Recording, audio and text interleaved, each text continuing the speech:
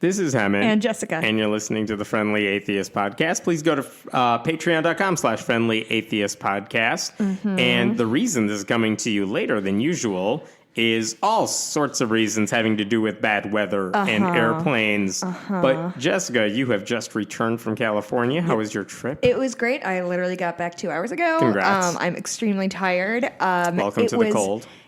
Yeah, man. When I left here, it was like 50 degrees. Yeah. And then I stepped out from Midway today, and it was just a rude awakening. Plus, it was 70 degrees in LA, and everybody's wearing their full fucking winter regalia, and it made me extremely angry. Yeah. But my trip was super fun, super incredible. I did all kinds of fun touristy stuff. I went on a horseback ride, not to the Hollywood sign, as I thought, but to a view of the Hollywood sign, which was extremely fun. I saw both Doug Loves Movies and Love It or Leave It, so if you as in live shows of those. I'm sorry, I saw them being recorded, so if you listen to those, you'll probably hear my shrieking laughter. Also, I gave the a name for Doug Loves Movies. And most importantly, bearing the lead, I canned 3 awesome interviews, which I'm extremely excited about. One is already up on Patreon with Cameron Esposito, who is a comic and actor, writer. She is somebody I have looked up to for a long time. She started a women's stand-up class thing that I took, which was kind of my entrance into comedy. So that is already up on Patreon right now. I interviewed Parvesh Cheena, who is an actor who you might know from Friday or Outsourced. And he happens to have gone to high school with my husband. And so we talked a lot about, with Cameron, we talked a lot about like queer representation in media. We shockingly talked a lot about the royal family. With Parvesh, we talked a lot about his experience growing up being basically brown and gay in LA and in the Naperville area and kind of what that looked like and how that shaped him. And last night, I was supposed to fly in Friday afternoon. I was supposed to leave. I got to the airport. They canceled my flight on Friday afternoon. They couldn't get my husband and I flight out together until Sunday morning. So, which was unfortunate. There's worse places to be stuck. But, sorry, Dottie just got home and she's sort of seeking attention. But because of the scheduling, I've been trying to schedule an interview with Guy Branum, who is another comedian whom I followed for a long time. He was on Chelsea Lately, had the show Talk Show, the Game Show. He has a book, My Life as a Goddess, which was incredible. So I got to sit down yesterday with him in his apartment and chatted. We talked a lot about cats, so I would maybe recommend watching that before you listen. It'll make more sense. But The movie Cats. Not actual cats. The 2019 film Cats. If you want to call it a film, okay. I absolutely will. We talk a lot about it, and soon I'm going to record a bonus episode with my best friend Leslie and talk all about it. It's going to be very good. So if you want those episodes, they will be up on Patreon only, and after like a week or so, we'll post them to the main feed. Yeah. And I got to have dinner with Ross Blotcher from Ono, Ross and Carey and his family. We didn't record a podcast because sometimes I just want to talk to people off mic. We got dinner together. It's lovely. His wife and son are wonderful people. Is this where you just like talk trash about me? Just constantly. Yeah. Almost like unstoppably. I will also say this. I was very much offline for most of the week. I sat in a bar and watched the debates on mute and then ended up reading because that was too hard to follow. Other than that, I really haven't followed the news except for like when I saw Love It or Leave It, they do like a weekly recap. So I'm feeling just like pretty emotionally vulnerable right now. I'm very tired. I'm very sleepy, and I feel like I'm going to get a lot of bad news in the next hour. Oh yeah, my work here. I got you covered. So let's talk about, before I do want to thank some of our newer Patreon donors, including Ralph A., Eliza C., and Brendan H. Thank you so much for your support. Let's start with this one because it probably infuriated me and also didn't surprise me at all. Okay. Here's the setup. There is a private Christian school. I believe it's in Kentucky. It's Whitefield Academy, K-12. It's everybody. So it's called Whitefield? It is called Whitefield. And the girl's mom, there's a girl, 15-year-old girl at the school. Her mom must have posted a picture from the girl's birthday party on Facebook. Okay. The picture is the girl, like, just smiling at the camera with the cake in front of her, saying 15. It's a multicolored cake, like, with the, like, flowers on the outside made of icing and different colors, so it's cute. And she's wearing a sweater that has, striped colors on it as well. And so she posted that picture, and then she got a letter from the school's leader saying, yeah, we're going to expel your daughter.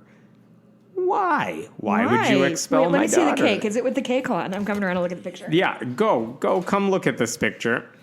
It's just a picture of a cake. Oh, it's a cute cake. It is a cute cake. It's just nice.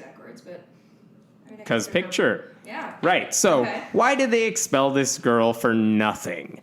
The answer, according to the email, is that the picture, quote, demonstrates a posture of morality and cultural acceptance contrary to that of Whitefield Academy's beliefs. Okay, I just looked at the picture. I kind of want to look again, but I don't think I will see what they see. Yeah.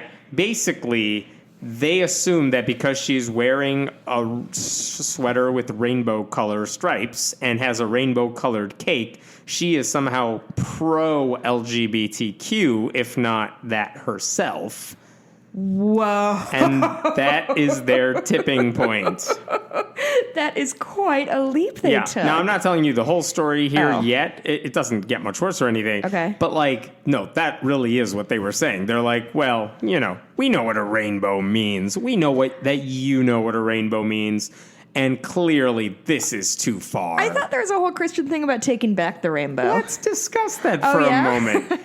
Ken Ham is a perfect example of this, where he has said, if you look on the side of Ark Encounter during these cold months, you will see this light display of a rainbow on the side of the Ark. And he said the rainbow represents, quote, the everlasting covenant between God and every living creature of all flesh that is on the earth. Well, it's like the sign God sent to Noah, letting him know, look, things are going to be okay. Hey, I know I killed everyone on the planet, but now things are pinky fine. swear I won't do it again. Right. And so there are Christians who are like, no, the rainbow is ours. It's the gays who hijacked it from us. And apparently these Christians... I think the Hindus probably thought that about the swastika for a while, but you kind of have to give up the fight at some point. The religion I was raised in also uses the swastika as a symbol of peace. One of the other religions where it was co-opted for something much, actually awful. Is swastika, this is such an ignorant question, is swastika a Hindu word or is it a German word? I am not sure the answer to that. I don't want to Google that because I don't need cops at my door. So anyway, they expelled this girl. There's no appeals process because why would there be? It's a Christian school. It's whatever private they school? say. It is a private school. Fuck, dude, this poor girl. Now, here's what they said. They said it's not just because of the rainbow sweater. Oh. It also involves 2 years of lifestyle violations, quote unquote. Basically saying, look, she's already been on our list for a while, but this was the tipping point. And again, the fact that it was a tipping point is a problem. But okay, if you go back, what is it that she got in trouble for in the past? Yeah. Apparently, the story is this girl was caught with jewel pods in her backpack. Like the e-cigarettes? Yeah, she was vaping. What a fucking rebel. I know, right? So she was vaping or something. And basically, at the time, okay, it's... it's weird for me to say this. It's really, that's your biggest problem with this girl. Right. But also, I get that the school doesn't want kids to do that because public schools are the same way. But here's what they did. The school contacted her mother about it, as they probably would in any school. Sure. And both sides, the administrators and the mom, said, let's put her on, quote, probation. We'll watch her closely. If she fucks up again, now we'll make her in trouble. Now she'll get in real trouble. Yeah. Which is totally a fine way to handle it if your kid does something you don't want them to do. And the school is saying that wearing that rainbow sweater while on probation was that tipping point. So in their head, see, there's a rhyme and reason to all this, but also was that the only other thing? Was the jewel thing? That's all they said in the public square anyway. like the mom said, look, she got in trouble for this thing in the past, but in no world does wearing a rainbow sweater mean you should expel my child. And then she told local newspapers, basically saying like, well, I have no other recourse. She's not going back to that school. Sure. So you know what? I'm going to tell the world what they did. Yeah, good. So I should say, this may have all worked out for the best. I don't know what the girl's going through. I don't know if she sees this as a good, I'm at another school, it's all right. I don't know if she wanted to go there. Honestly, I don't even know what she thinks about LGBTQ people. For all I know, they are an anti-gay family that wore a rainbow sweater, and this is really a weird misunderstanding. Right. But now she is at a public school. I don't know where, doesn't matter. But that's what her mom said. They said they appealed the decision. The appeal was rejected.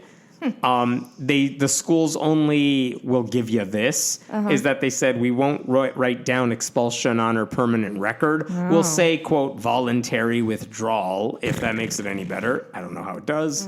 But she's at a public school now, so Where'd you say this was? This was Kentucky. Like where in Kentucky then? I'll find the city. Okay, it's somewhere. that's fine. Don't worry about it. So are you going to go there?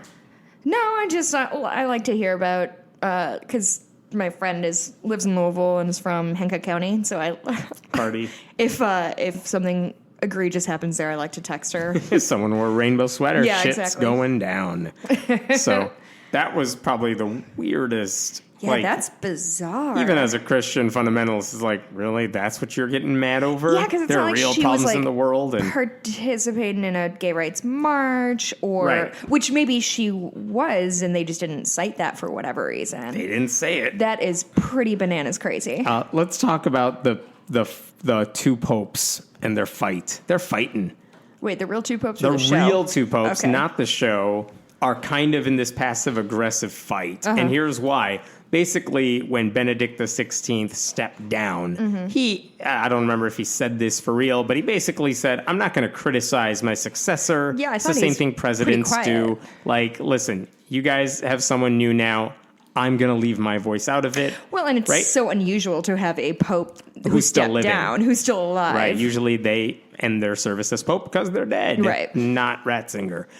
So anyway, Pope Benedict is out, but he just... a book just came out that lists Pope Benedict as a co-author, which is fine. He can do what he wants. And one of the things in that book is that it criticizes Pope Francis for being too progressive on the issue of celibacy. And here's the backstory there. We've talked about this before. If you go to like the Amazon in South America, there's a huge shortage of priests in that region. And if you don't have priests, you can't do anything. So one of the ways that has been suggested, and I don't think it's happened yet. I don't think Pope Francis has said, I'm good on this, I'm signing off on it, but it's being considered, is that what if we allow for priests who are not virgins, who are not celibate? Maybe they have families and lives. And normally in the U.S., let's say, we would say, nope, you can't be a priest. You can do other things in the Catholic Church, but you can't be a priest because we have rules for what that means. But in the Amazon, they're saying, look, we need more people. We're not finding celibate guys who we need down here. So let's open the door a little bit. So that's being considered. And Pope Benedict, the old pope, is saying, how dare you even consider that as an option? Right. You're basically cheapening what it means to be a pope. And so this book came out. A priest. Yes, I'm sorry. What it means to be a priest. This book came out January 15th. And here's the thing. After a French newspaper published excerpts from the book, it was pretty clear, like, oh, well, this book includes criticism of what the church is doing now, and Benedict is listed as a co-author. Interesting. Let's put two and two together. He's basically trashing the current pope, so papal fight. Cool. Yeah. Now, in response to all this, Pope Benedict has basically said, take my name off of this book. I don't want to be listed as a co-author, and maybe that's a better thing. Like, take my name off of it, take my photograph off of it. Like, he knew his name would be on there. He knew he'd be attached to this. But they and he's also said, like, I was misled into thinking my role in this book. And basically the other author is like, I didn't deceive anybody. And I bet it's really hard for a Catholic leader to feel so deceived and let down by others. Yes, this is the thing they get upset about. And plenty of the publishing house is like, we didn't do anything wrong here. He knew what he signed up for. They said, the publisher one of the publishers said there's no doubt that Pope Benedict wrote the section, the Catholic priesthood, and whatever. So priest fight, hilarious. I'm sorry. That is like the biggest, this is not a criticism of you. That was the biggest fucking nothing burger of a story I've ever heard in my entire life. Yes. One pope might have said this thing and the other pope was like, oh, and like that was the story you just told me. I promise you, it's the thing the Catholic Church wants people to talk about when it comes to the Catholic Church. Okay, so real issue in Oklahoma. Okay.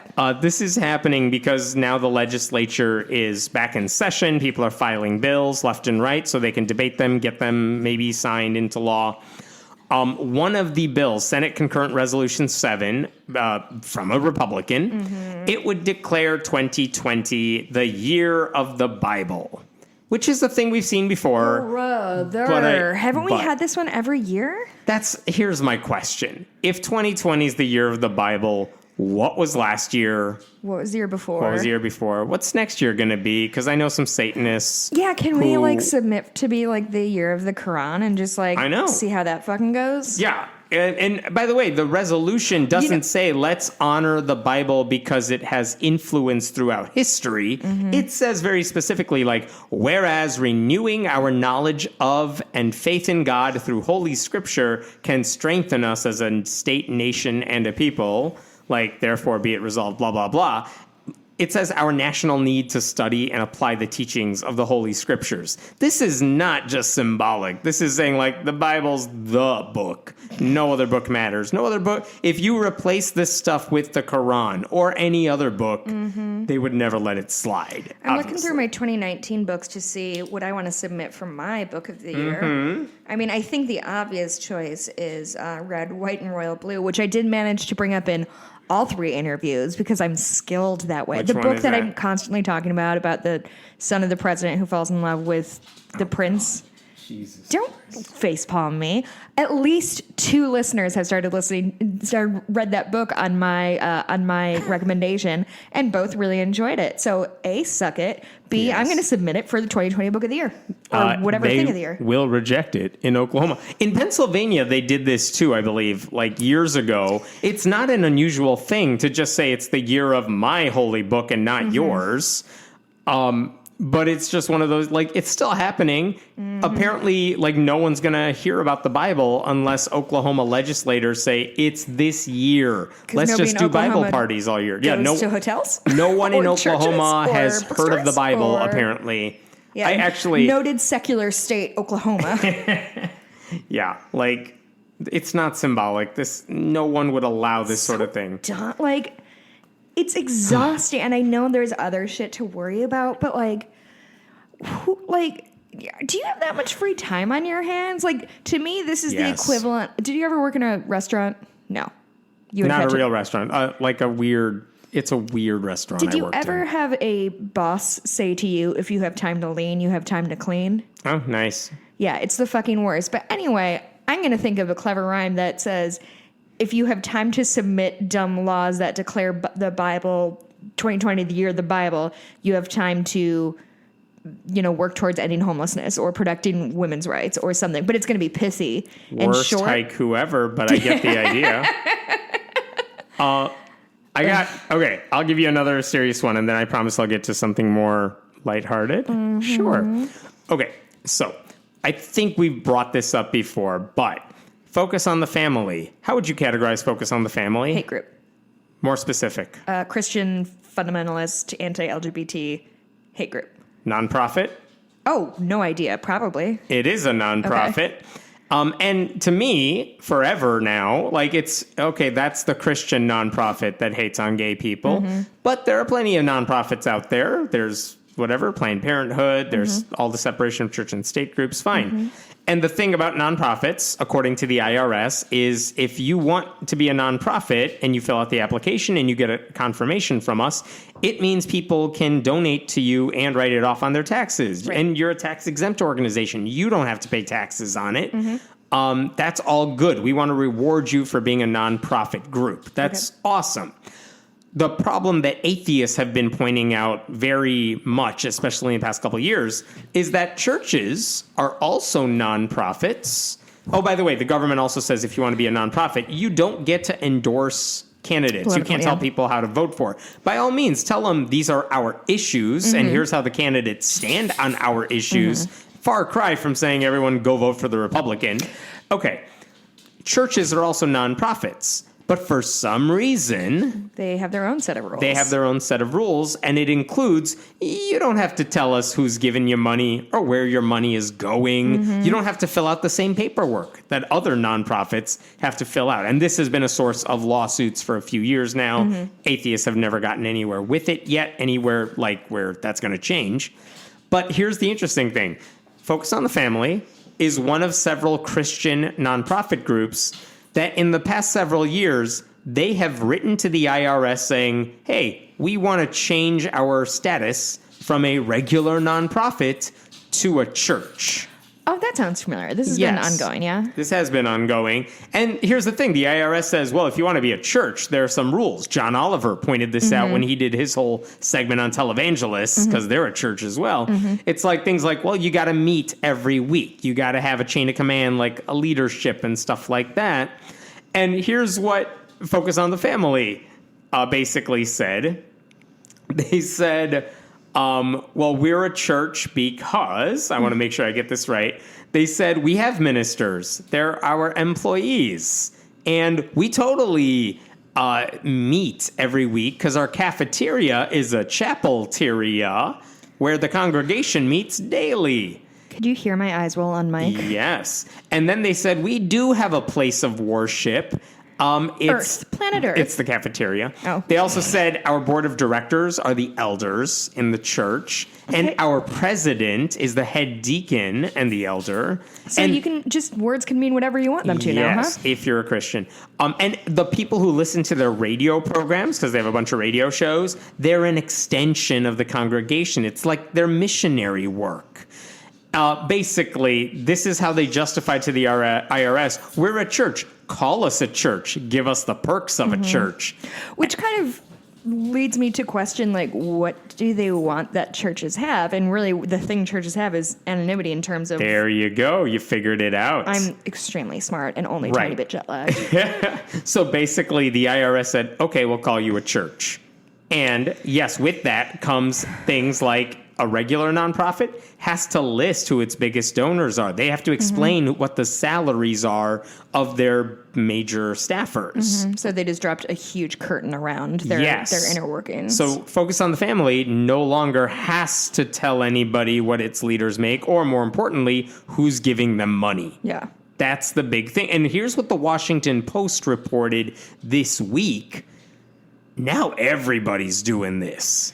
A lot of Christian groups are now going along with this, and they're all becoming churches. So, do you think, did you ever expect in your entire life to be sitting at a table and thinking, wow, the IRS really needs to, strengthen up and really needs to get their house in order so they can take care, how am I on the side of the IRS at this point?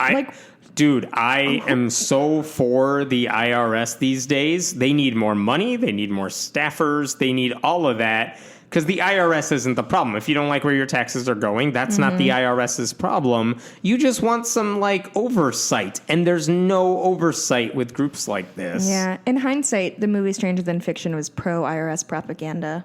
Did you see that movie? No. It's very good. Will Ferrell, Maggie Gyllenhaal, Emma Townsend, Queen Latifah. It's extraordinarily good. You should watch it. I'll take your word for that. We have it downstairs. I'll loan it to you. But yeah, now it's not just Do you own a DVD player? No. Focus on the Family. It's not just Focus on the Family. Who is it? A group called Ministry Watch pointed out that the Billy Graham Evangelistic Association, run by Franklin Graham, the crazy right-wing, nut job Christian guy, they're a church now. So Franklin Graham's salary, meh. We have some old stuff, old paperwork that suggests it's a ton, 700,000, something ridiculous. And again, I'm not even complaining about certain nonprofit leaders making a lot of money. Right. That's not my concern here right now. But there's a bunch of Christian groups doing something like this. The Ravi Zacharias International Ministries is listed as a church. They have Gideon's International is filing as a church. And this is just a regular thing. I think Campus Crusade for Christ or Crew, they're listed as a church. And like, again, you could kind of make an argument for some of these, sure, but other ones are just trying to play some game. If there's no line, then where are we to say, like, yeah, this is a church and this isn't? It feels pretty arbitrary at this point, yeah, right? unless the IRS makes it clear, like, their rules are written to be abused. Yeah. And that's the fault. And it's being gutted right now, so, yes. you know. Ugh. So that was the thing I wanted to point. Do you want a lighter story of evilness? I mean, sure. It felt contradictory. Sure it is. Here's the story. This was from this weekend. A lady in Pennsylvania was driving, and she said that she thought God was testing her, so she just drove onto oncoming traffic. Was she listening to the Carrie Underwood song? I don't think she was. I don't think she was. She just drove there. She assumed God would protect her so she wouldn't get hurt. What about other people on the road? Who cares? She crashed into somebody. Fuck. 2 people were injured. And according to the police reports, this woman, quote, expressed no concerns or remorse for the victims, ... She didn't care if the other people were injured because God would have taken care of them. Fuck, dude. They had to go to the hospital, those 2 people. Is this woman, like, have a history of mental illness? I have no idea. I know nothing else about her. But I just want, like, the point of this is not that Christians all do this. Of course they don't. Of course. But it's, I mean, where else does this logic go? What if she said, God wants me to take out the semi-automatic weapon, and if I shoot people, like, I'm sure God will take care of them. People Whatever. have said that. Like, are we lucky that that's not what God told her in her mind? And also, apparently this woman, no pastor in this woman's orbit has ever said to people, hey, God isn't actually talking to you. So if you get some weird ass message, say no. Don't listen to it. This is what happens when people tell you, no, if God sends you a message, follow it. Right. You should listen to what you think God is telling you. That's really sad. All of this, like, again, this is the problem with religion. It's not specific to one group, but this is kind of this is an unusual story. Right, but if you extrapolate it out, it's where it gets you. This is where the logic of religion gets you. Now, she's been charged with aggravated assault, but who knows where this goes, because her lawyer is going to be, like, making some argument that, no, sure. she wasn't really doing it. It's also such a wild assertion, because if she said if she did get in a crash, God will take care of it, as if people don't die in car accidents every single day. Right. But when she hits them, I'm sure it'll be okay. Yikes. Okay. That's no good. Here's a happy story for you. Yeah, that was supposed to be a happy story. I'm sorry. Here's the Christian moms. They're back. Oh, good. Wait, the 1 million moms? The 1 million moms /3 moms. They were mad because in August, word just got to them now. Oh, okay. In August, Burger King began airing a commercial where they were feeding people the Impossible Burger, like the vegan plant-based burger. And they were giving it to people, recording their reactions live. And this one guy takes a bite out of the sandwich, the Whopper, and he's like, damn, that's good. And this is 2 seconds in a 38-second ad, something like that. And that's because he said damn? Yes. They just saw this ad now, and they're mad because he said, they didn't say damn. No. The D word, which took me friggin' forever to figure out what they were talking about. Like how 6-year-olds talk. I have 7 other D words that are way worse than Name damn. them. Dick. Dildo. Go on. Dynamite? No. I'm very tired. This is a child's show, so here's what their message said. The language in the commercial is offensive, and it's sad that this once family restaurant has made yet another deliberate decision to produce a controversial advertisement. They go on. When responding to the taste test, he didn't have to curse. Or if, in fact, it was a real and unscripted interview in which the man was not an actor, then Burger King could have simply chosen to edit the profanity out of the commercial. They say Burger King's Impossible Whopper ad is irresponsible and tasteless. Which is a good play on words. In the Teenage Mutant Ninja Turtles live action movie from the 90s, Raphael yells damn like 3 different times. So that is the level of like G-rated language they're concerned about. I agree. Wow. Yep. I guess By I'm the just way, confused. these women have never read the Bible, because do you know what's inside that book? Yeah, The no. genocide and rape and murder. But the guy who says damn because he ate a sandwich, that's too far. That is wild. That is, even for them, that is a wild leap. Yeah. Like there wasn't even any openly gay people in the commercial, Yeah. and they were still mad about it. I mean, that does explain why it took 4 months for it to cross their radar. They're so mad about the dumbest things. It's, oh my God. All right, here's a very serious story that I think we talked about before, but there was an update now, so I want to talk about it again. Here's the setup. A couple years ago, a U.S. representative, I believe Congresswoman Corinne Brown from Florida, a Democrat, by the way, she was on trial because she filed false tax returns, committed wire fraud, very serious stuff. Is this the same woman who skipped her first day of work to be on somebody's... No, different woman. Okay. I know who you're talking about. It's not her. But basically, she did all this stuff, allegedly, really bad stuff. She eventually resigned. I forgot when. But now she's on trial. Okay. Right? And it's a couple years ago. And they had a jury to deliberate on whether or not she was guilty of doing all this stuff. Mm-hmm. Now, they finished the case. Both sides make their case. Mm-hmm. It seems pretty one-sided from all the articles I've read. Like, this is the defense on her side. Like, they don't really have much of a defense here. So the jury, in theory, is going to, like, do this open and shut. It's going to be fast. And suddenly, the judge gets a message from one of the jurors. It's juror 13 is the number. He writes a message to the person. I'm sorry. One of the jurors says that another juror that we are deliberating with here said, and I quote, "A higher being told me Corinne Brown was not guilty on all charges." There's a little more to that, but that's the gist of it. Basically, one of the jurors in the room, if you're thinking like 12 Angry Men or whatever, is saying, she's not guilty. And they're like, well, why do you think she's not guilty? Well, God already told me she's not guilty. And they would be like, well, let's talk about the evidence presented in the case we just listened to. And this person's like, no, I'm not going to listen to it. I'm not going to pay attention to it. Wow. It doesn't matter what the prosecution had on her. Isn't that a microcosm of politics and religion? Yeah, right. So this other juror sends a message to the judge like, what do we do about this? Like, other members of the jury share my concerns about this. And there was actually a full transcript that you can read. We'll have the link in the notes where you have the judge and the lawyers for both sides having a discussion basically about what do you all want to do about this? Because we all have to agree on what to do about this. The representative, Corinne Brown, her lawyer's argument is jurors can decide on a case however they want to decide on a case. And it's not, this is his job, right? Yeah. Yes. He's like, it's not my job to tell a juror how to make their decision. And it's also not weird, he says, for a juror to say, I let God guide me to my decision.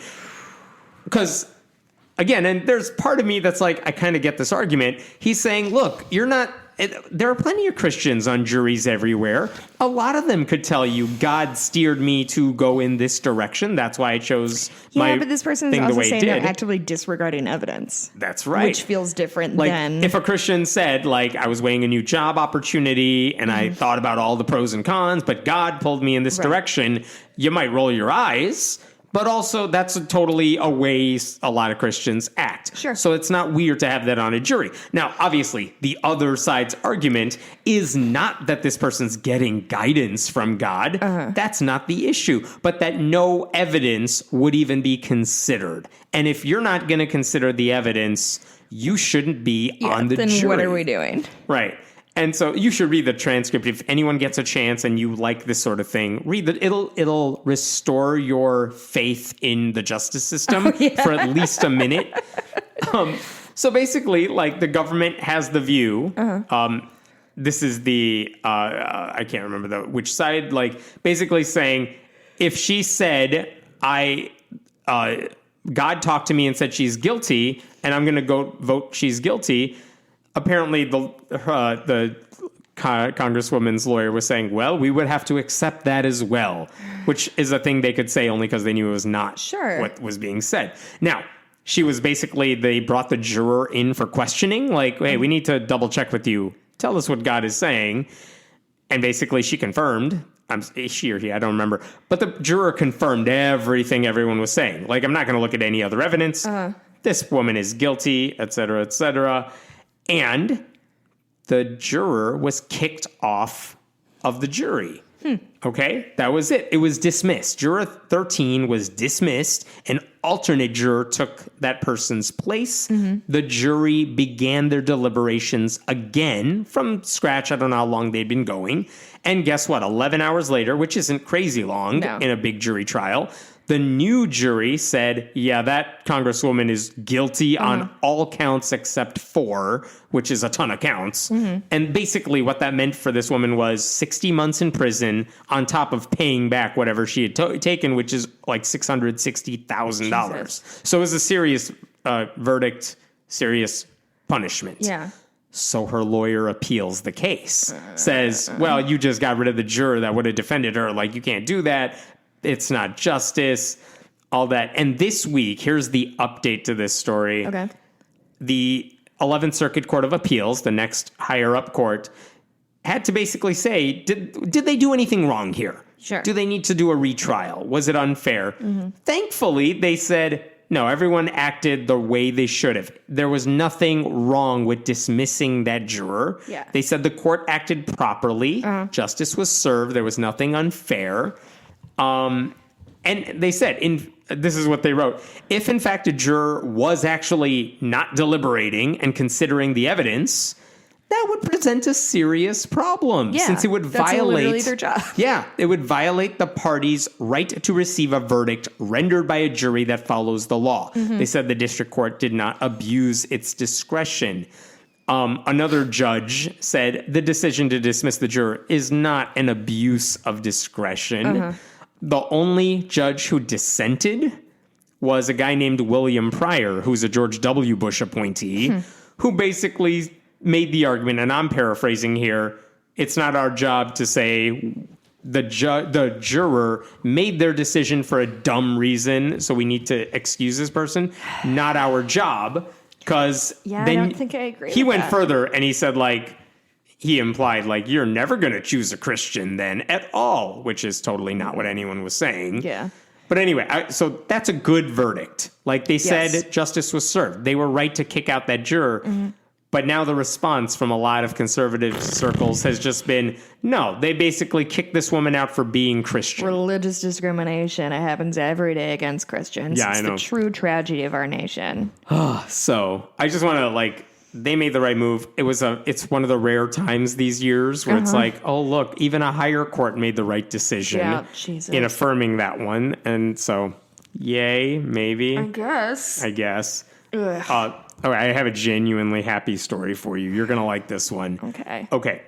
It was the first meeting of the year recently for the town of Enfield, New York's town board. So local government, they have a couple new members. And one of the people who just got sworn in, her name is Stephanie Redmond. And they just had their first meeting, and they were discussing, like, who has new things they want to bring up. And so it was a 5-member board, by the way. She's one of 5. And her argument, she said, she wanted to remove God from the Pledge of Allegiance when they say it. And she said things we've all talked about before. We are an inclusive town, and saying God in the Pledge of Allegiance is not inclusive. Right. So we should basically get rid of it. And there was one guy on the board. I think the other new guy, there were 2 new people, Stephanie Redmond, this one making this argument, and one other guy.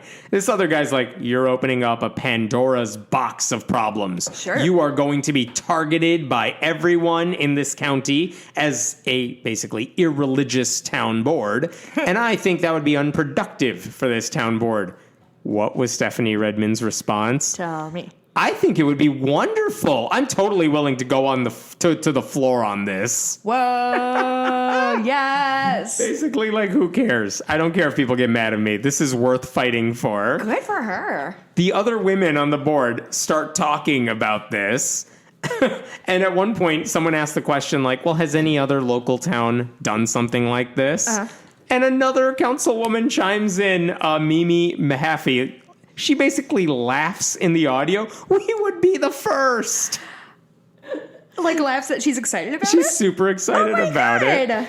And basically, they then decided, you know what? Let's not take out the word God. That might be, like, a thing we don't want to do. People will get mad for the wrong reasons. One nation under the God of your choosing. Yeah, right. They were like, we don't want to alter the pledge. Yeah. Let's just get rid of the pledge altogether, because that would actually be less controversial than trying to get rid of God. Change back the pledge. Yeah, right. Like revert it to an old version of it. And so the vote was 4-1 to get rid of the pledge. Yes. The one being the one guy who was like the old, whatever you want to call him about it. And all of this whole conversation, 10 minutes, not even. They got rid of the pledge and laughed it off in 10 minutes. Like, that is impressive work. That's wonderful. Dude, they are awesome over there. So I hope the rest of I don't know what other decisions they make, but part of me is like, I hope they make good decisions, because they made this one really important. Where is good this in New York? Is this Enfield, New York, which don't ask me where it is. I don't know. I'm just curious if it's like a suburb of New York City. Or I don't think it's that close. But okay, let's go back to sad story, because like I said, states are back in session and lawmakers are proposing these bills. Here's a weird one out of Missouri. A Missouri Republican. His name is Ben Baker. He's a state representative. Here's his idea. He wants to find a way to block kids from checking out books in the library that he thinks are inappropriate. And he's trying to figure out, how can I do this legally so that I don't violate the First Amendment? How can I do it? Because I can't just ban a book from where he's sitting. So here's his proposal. Sorry, did you say this is a school board? No, this is the state board. He's a state representative filing a bill that would block any library in the state from loaning out certain books to kids. And here's his plan. He says every public library in the state, by the way, this is House Bill 2044, if you want to look it up. He said every public library would have to create a 5-member parental library review board. Via an election, everyone would serve for 2 years. Those parents would then get to decide what's age-inappropriate sexual material. Oh, what? They get to decide. And then kids could not check out those books. And if any librarian violated that rule by letting the kid check out whatever book was on the no-go list, it could be either a $500 fine, or up to $500, or a year in jail for the librarian. God, this is dystopian. Dude, so in theory, and this is me speculating, but it does fit, you could have a conservative community that elects a conservative Christian parental review board that says, well, Heather Has Two Mommies, the kids' book about lesbian parents, that's sexually inappropriate. Right. Let's put that on the censorship list. And if a librarian says, no, the book is fine, kid, if you want to check it out, go check it out, they could put that librarian in jail for a year. And it's specific to sexual Yes, it is specific or is it gonna to bleed sexual into like stuff. we're going to ban Harry Potter? I wonder the exact same thing, but the bill says sexual inappropriateness, which is Christian code for LGBTQ stuff. Now, that said, here's my way of defeating this bill. You just get a liberal area saying, well, we're going to ban everything Bible related because that has rape and incest and all that sort of stuff. So if it's related to the Bible, it's going on the censorship list. And all thanks to Ben Baker, the Christian politician. By the way, I did ask him that personally. I reached out to him. I'm like, I just want to know, are you okay with the Bible getting banned? I haven't heard back from him for some reason. He responded to my earlier question about general things, but he didn't respond to that one. Who knows? This is the same guy, by the way, who tried defending a giant Christian cross on public property. Last year, he filed a bill to have elective Bible classes in school. It actually passed the state house. It just died in the state Senate. Oh, okay. And now he's just trying to find a loophole to jail librarians for for giving kids knowledge that he doesn't think they should have. Because again, when you're a conservative Christian, knowledge is the enemy, and you want to block kids from learning how to think. Isn't it fucking wild to see how the pattern, which has always been there, but is emerging more and more, that in order to hold on to conservatism of any stripe, it means making sure people either don't have a voice, so they can't vote, don't have knowledge, so they can't learn about anything. Like, it's so nefarious and so, like, obvious on its face what they're trying to do. Because I feel like one would think that if you have a kid who you raised in your religion, that no matter what they read or what they encounter, who they meet, they have given this kid, like, the roots they need to ward off the gaze or whatever. Or, you know, or if not, barring that, just continue to kind of walk the straight and narrow. And it's so telling that this fear of anybody accessing any kind of knowledge that is outside of their specific worldview and specific teachings is a fundamental threat to what they believe in. And it's like saying so if you telling. learn about sex education, comprehensive sex ed, like for real, if you learn about it, well, then kids are going to want to do it. Right. It's like, first of all, you've never been me in high school. Right. You know what I mean? Yes. Like, that's not how it works for, like, anybody. Most of us. Most people? Sure. Probably most people. Definitely 2 out of the 2 people in this podcast. I think that probably applies to podcast hosts. In general, but I'll give you that one. But this idea that if you learn about it, that's somehow going to be bad. Well, and I think just ridiculous. What's interesting is kind of the flip side of it is, because I want to make sure I'm not being intellectually dishonest, because I do think, like, people probably shouldn't read Breitbart, but I think also the difference is seeking out real knowledge that exists and is scientifically based and reflects the real world we're living in is not the same as a conservative propaganda site. Right. And again, even if you want to read it. I'm afraid of you, like, learning the wrong stuff, but I'm not afraid of you getting exposed to it. Because again, I know more atheists who are perfectly fine with letting kids read the Bible, because it's like, no, I want you to see how batshit crazy this is. And I would argue a lot of atheists I know are interested or would encourage religious education, not in a, like, here's the Bible and here's everything I have to know, but, like, this is what Christianity is, this is the tenets. This is what Islam is, these are the tenets. And, like, that is not a fear of mine. Like, I'm sure knowledge is not a thing to fear. Yeah, I'm sure if your kids went to church, you wouldn't, like, fucking blow a gasket over it. Right. You would be able to open a dialogue. Let's talk about this. This is going to be fun. I let them go to, my oldest goes to Sunday school for my parents' religion. And it's like, no, it's fine. You want a babysitter for a couple hours? Take it.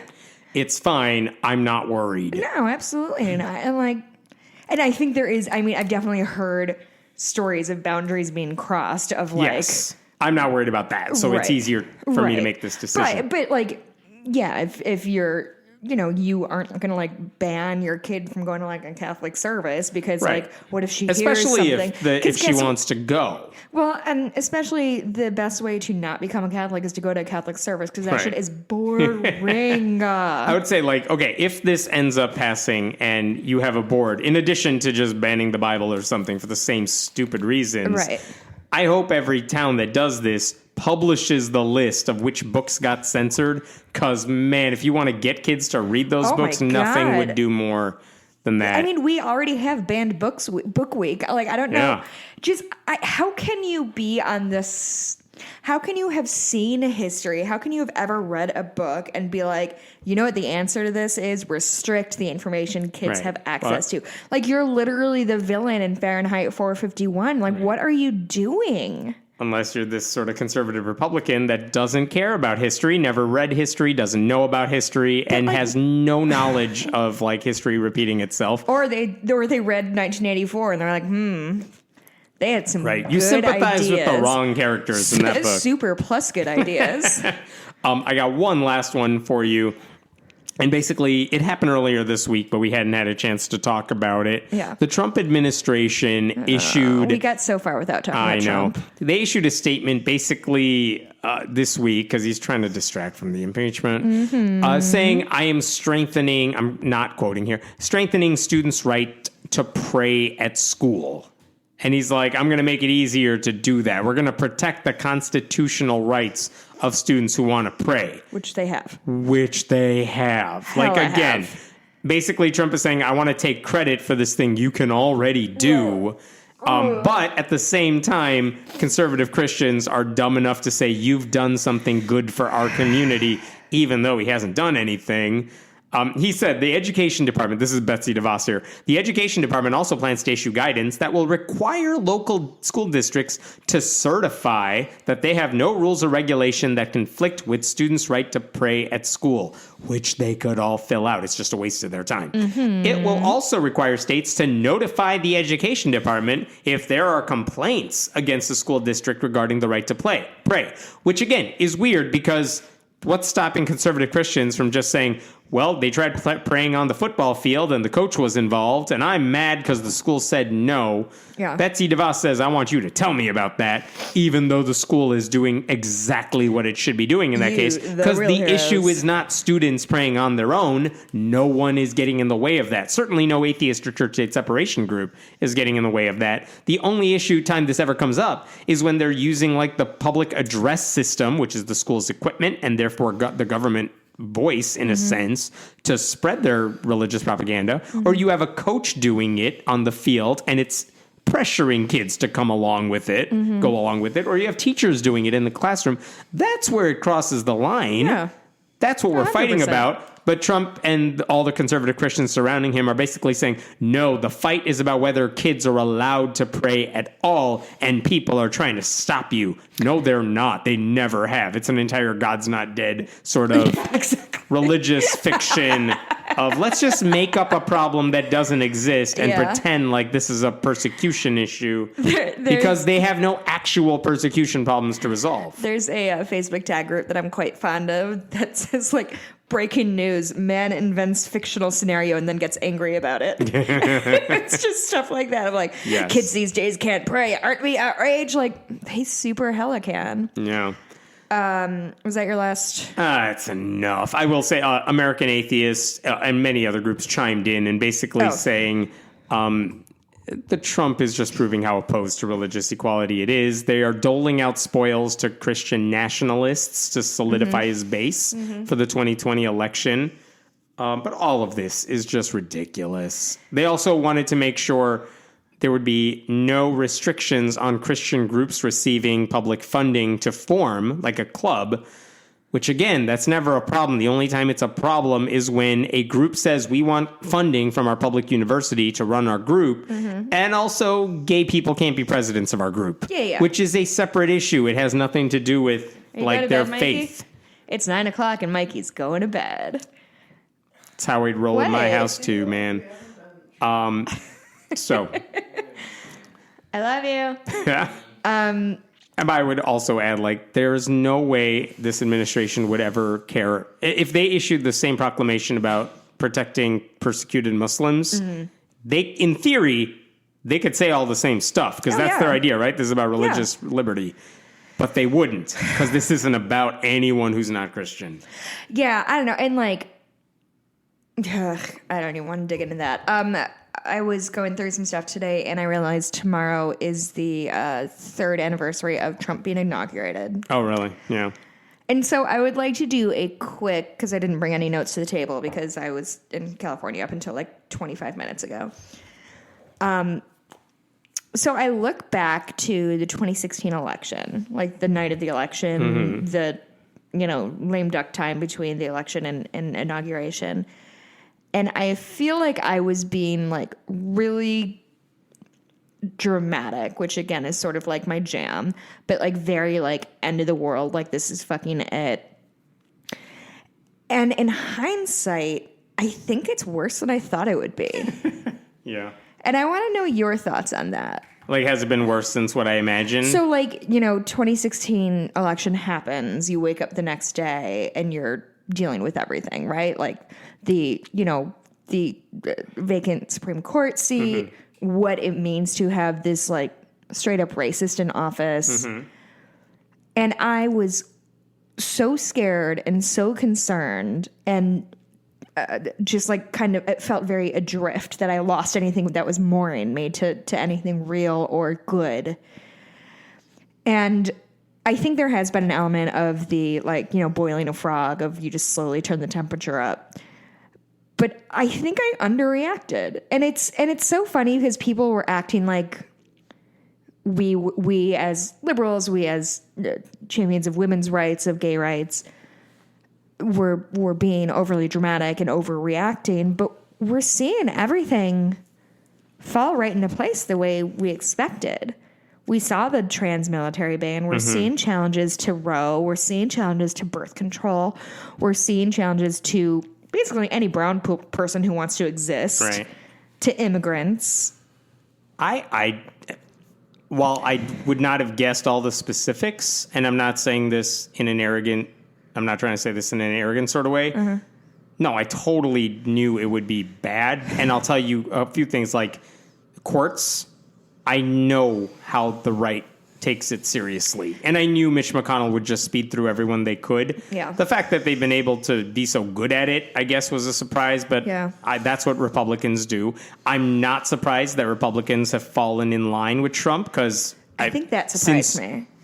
They've always been horrible as a party. Like every stereotype I ever had of Republicans, they constantly prove true. Yeah, like I was never wrong about them to begin with. Right. It was a corrupt, like value-free party. Yeah. They've always been like, we'll just go wherever the power is, and like they have no actual beliefs. Yeah. It's like conservative Christians. Like Jesus is a cover story for all the shit they actually want to do. White supremacy. Yes. Persecuting women and gay people and all that stuff. They don't actually care about any of the stuff they claim to talk about. So I'm not surprised by any of that. So like, what bothers me is that I don't think enough Democrats ever realize, and this bothers me about the candidates now, I don't think they realize how bad the problem is. So when you see someone like Joe Biden, the moderates in the Democratic field, relative moderates, I should say. So like Buttigieg and Biden, would I vote for them? Yeah, if I had to, fine. Sure. But like when they are like, no, I'll work with the Republicans, it's like, you're too dumb to realize what's in front of you, because they're not going to work with you. Or we're going to have a court system where like, we'll have everyone agree on some people. They're not going to agree with you. Do you think that's not how it works? Do you think they're genuinely naive, or do you think that they are in denial, or do you think that they think they're different? I honestly do think they're different. I think Joe Biden thinks like, I'm the guy who can get this done. I think Obama did too. He's like, when I'm in, if you elect me president, because I'm so different from tradition, I'll get more shit done than you think. And he totally underestimated how Republicans would react. And again, if you're a student of recent history, you should not have been taken aback by any of that. What do you think Republicans are going to work with you? They're not going to meet you in the middle. They never have. So why would you think, like, with a new person in charge or someone who's moderate and like, oh, if Bernie's in charge, they're not going to talk to him. But if Biden wins the nomination, you think they're going to? Yeah. No, they'll walk all over you. It's one of the reasons I like Elizabeth Warren, because like she knows they're a corrupt party. Yeah. Bernie is the same way. Yeah. And again, I'll vote for Biden if I have to, because I'm not an idiot. Right. But like, at least they have the ability to tell us what the issue is. Like, she's not pretending like Mitch McConnell's going to work with her. She knows damn well, no, I need the Senate and I need every state.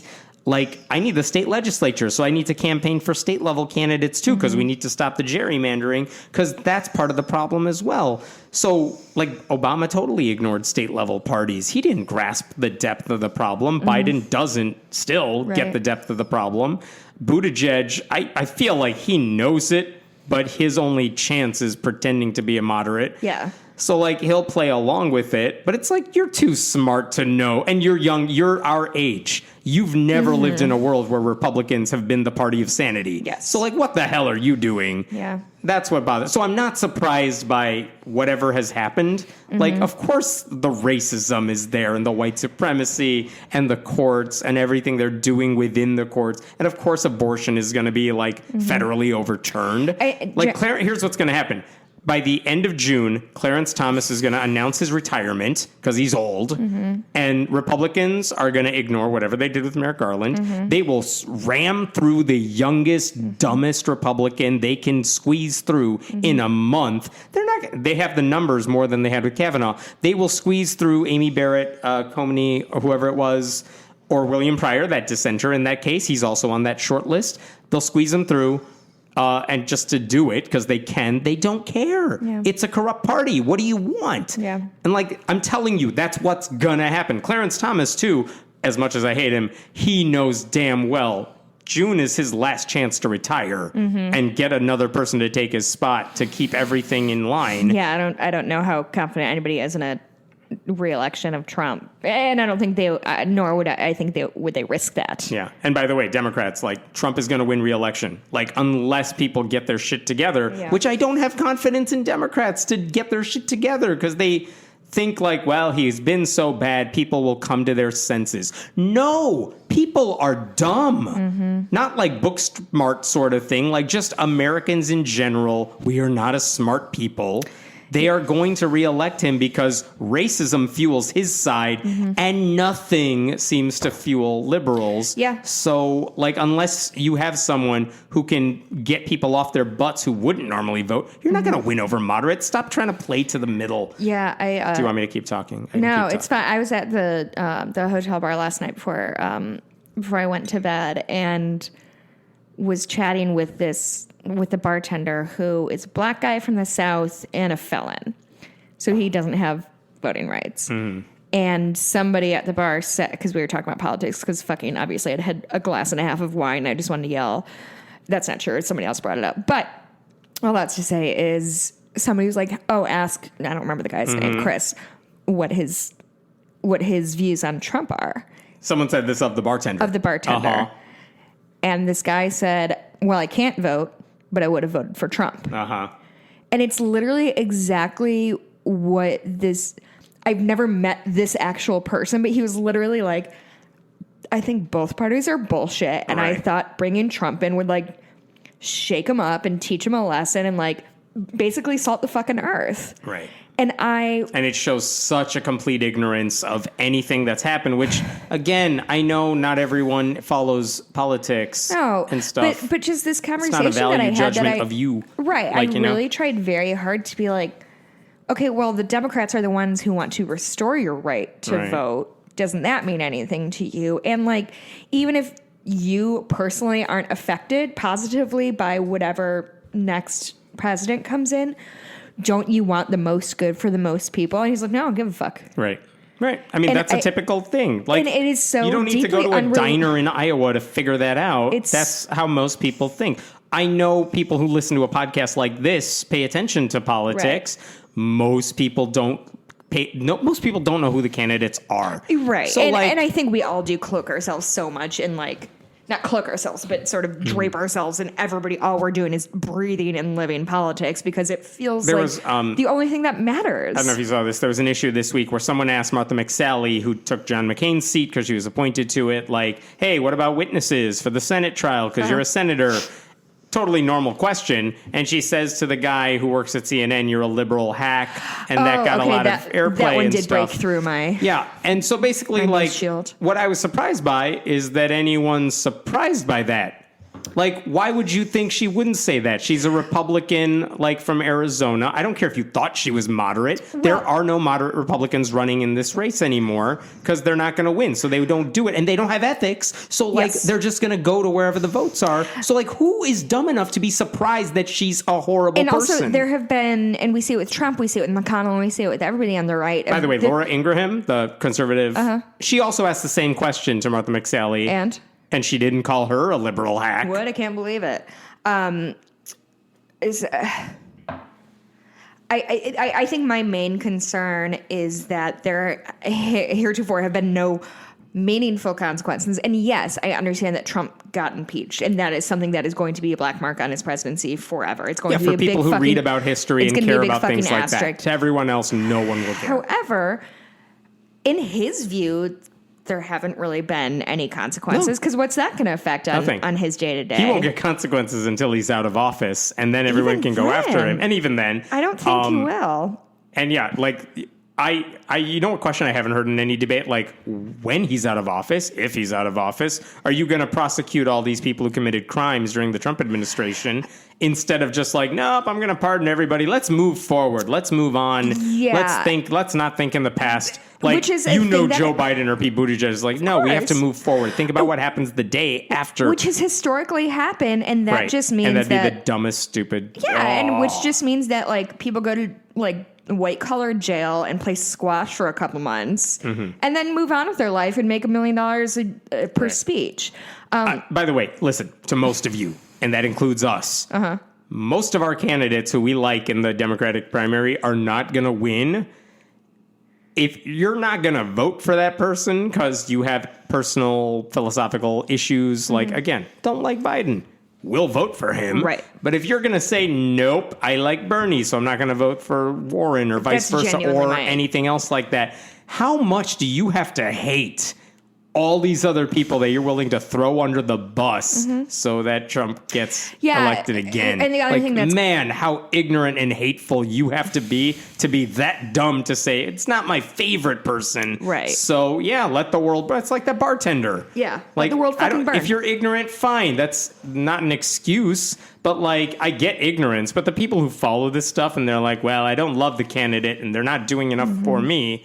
It's like, how much do you not care about the people who are affected by this? The one other thing that got through my news shield this week was the thing that was happening between Bernie and Elizabeth about some stupid how he said he didn't think a woman could win, and like and then he denied it. He's not saying she shouldn't win. He's saying there's a chance she can't win, which is true, by the way. And they said that about a black man, too, until one does. Until somebody did. But, like, the way people are, like, going after Elizabeth Warren to me is a wild thing because, like, I don't doubt for a fucking second that he said that because... historically, that has been extraordinarily true. Like, yes, given the Electoral College and how it works, it's sort of a fucking shit show. But, like, yeah, historically, women haven't done super great in politics if you've been paying attention. Right. And Bernie is the first one to say that Hillary Clinton got way more votes than Donald Trump. Yeah. That's not the issue here. But whatever. It's a fight that people are starting and pouring fuel on because they want to see liberals fight. Because the best thing for Donald Trump is for liberals not to unite behind any candidate. And we're so good at that. We're so good at that. And like, I do. And especially when you're coming from like, if the environment is your number one issue, which I think is smart and great and an important thing to focus on. We are sort of living in this reality of like, if we don't change something in this upcoming election, then we're fucked. And there aren't that many candidates who are going to make the changes that we see need to be made. So I get that. I get this sort of panic that's happening of like, we're not doing anything right now.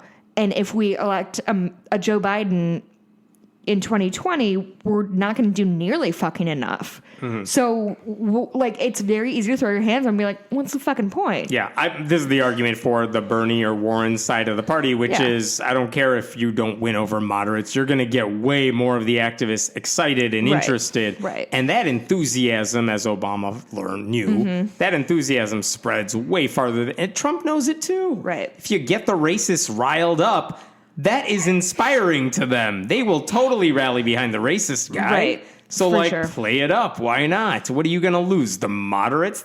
No, it doesn't matter. Because a bunch of people are like, what? Politics? I don't care. I don't vote.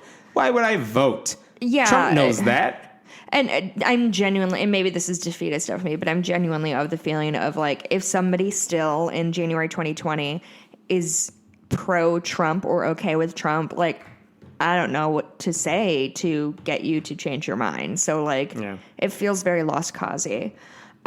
One last thing before we go. Did you see any of the Oscar nominated movies this year? Maybe some, kind of, sort of. So this is something, and I brought it up in my interviews because the nominations came out on Monday, which is when I flew to LA. So that was sort of on the top of on the tip of everybody's tongue. And we sort of have another Oscars so white situation, and I have been so my husband is a like ride or die movie guy. Like he absolutely loves movies. He has a pass that he pays like $20 a month and can see as many movies as he wants. So as a virtue of being married to this man, I end up seeing more movies than I otherwise would. So I've seen 7 out of the 10 Best Picture nominations. And some of the things that came out this year were so extraordinary and got snubbed. And Mikey and I have made the conscious effort of trying to see movies that we are not the intended audience for, because that's the only way those movies are going to keep getting made. So even if it's like something we're not like super, like the Boss, I think it's called, the one with the new Tiffany Haddish and Rose Byrne movie with Salma Hayek. Neither of us is like stoked to see it, but we're like, fuck, it's a female-led comedy. It's got 2 women of color on the lead. Like, we're going to put our money there because we think those movies deserve to keep being made. They're not going to if they don't do well at the box office. All that to be said. So the Best Picture nominees, I'm going to run through them really quick. Ford vs. Ferrari, Irishman, Joker. Those are the 3 I didn't see because I have a sense of self-preservation, and I don't need to see any more white men stories. The rest of Jojo Rabbit, loved. Little Women, loved. Once Upon a Time in Hollywood, although a white man story, was pretty good also. Marriage Story, rich white people, also pretty good. Parasite was fucking incredible. Have you? Yeah, I haven't seen it. It is a mind fuck. Oh, Wikipedia read it. Wikipedia read it? That's how I'm doing everything these days. Oh, wow. I read the summary. I read the plot details. That's too bad because I went into it knowing... got 2 hours. Come on. I went into it literally knowing nothing. That's how I also read Shakespeare. You're the worst. Yep. What was your major in college? I don't Pre-med? know. Doesn't matter. 1917 is actually the other one I didn't see because I will not see war movies. But there are just some real glaring things that are left out. Queen and Slim. Do you know anything about that movie? Yes. No, you don't. Fuck. Well, I can't. Wikipedia. I cannot think of the actors, but it's the one guy who's from. He was in Get Out. He's been in a lot of other shit. He was in Black Panther as well. I cannot think of his name. He's a British actor. Him and a woman. It's essentially a Bonnie and Clyde story, but it's 2 black people. Daniel Kaluuya. Jodie Turner-Smith. She was extraordinary. And this is, I think, one of her first roles. It was an extraordinary movie. It was a movie that, like, I couldn't speak for a full 10 minutes after I left the theater because it was just so full of. It was incredible. Us is another one that Us might be one of my favorite movie-going experiences of all time because, again, I try very hard not to, like, learn too much about anything before I go see a movie because I like to be surprised. I knew nothing about Us, and boy, oh boy, I almost fell out of my fucking chair. I was so scared. And it's just... Could have talked to me. I could have told you the ending. Okay, well, the ending isn't the scary part, if I'm being honest. But just, like, there are these incredible movies told by... And what's it called? What was the one that Awkwafina won for? Not The Departed, but... The grandmother story. Yes. It's basically about dealing with the grandmother facing death, which I didn't see because I really, really struggle with those kind of stories. She won the Golden Globe for it, snubbed on an Oscar. That movie didn't get nominated for it. It's not The Departed because I know that's the Scorsese. Farewell. The Farewell. I knew that's a Scorsese movie, but that was the only thing that was in my head. But anyway, I guess my point is I have made a very strong effort to branch out I saw whatever garbage Marvel movie, it was fine. The Marvel movie that came out this year and shit like that. But I am trying very hard to branch out and hear stories that aren't intended for me. When They See Us was another one, which I think That was snubbed specifically at the Golden Globes. I can't remember. I thought they were going to try to submit it as a movie at some point, but that could be wrong. So that like she was snubbed completely at the Oscars. We have almost all white men. It's all men who got nominated for directing. It's just really fucking exhausting. Like and I probably will watch the Oscars, maybe not, but like I think all it's doing is making the Oscars less relevant. Because who gives a fuck? Like, because it's all old white dudes voting, and they don't care about us. They don't, not us, you and me. Specifically also you and me, but the movie Us. They don't care about Queen and Slim, because that's not a story that is specifically about them. And, I don't know. And the fact that, oh Christ, what's her name? Lady Bird and Little Women, and her name is Greta Gerwig.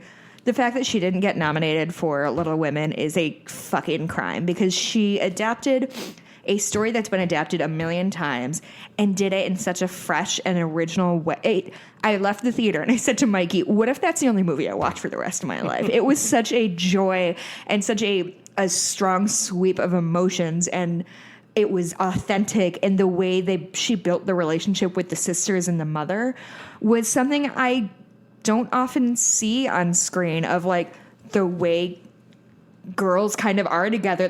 They tumble over each other and they talk over each other, and they're silly and carefree. Anyway, all that's to say, fuck the Oscars.